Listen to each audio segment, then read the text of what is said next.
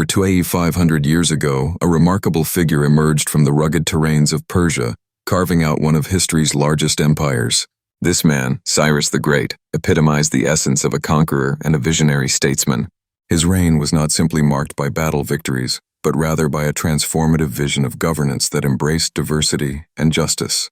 Born around 600 BCE into the Achaemenid dynasty, Cyrus inherited not only royal blood, but an insatiable ambition.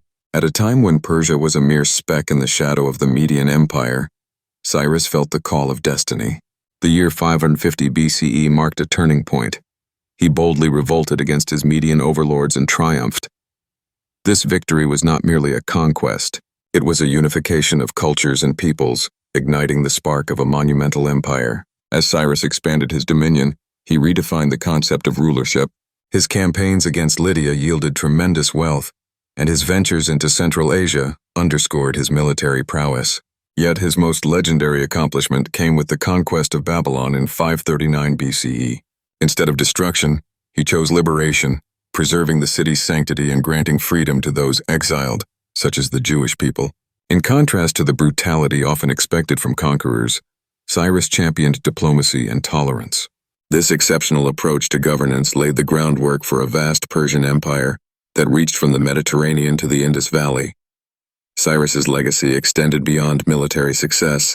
His respect for local traditions instilled a sense of legitimacy among the diverse populations. He allowed cultural identities to flourish while firmly establishing Persian authority, creating a remarkably cohesive empire that thrived long after his reign. Cyrus's contributions resonate through history, encapsulated in the Cyrus Cylinder, often heralded as the first charter of human rights.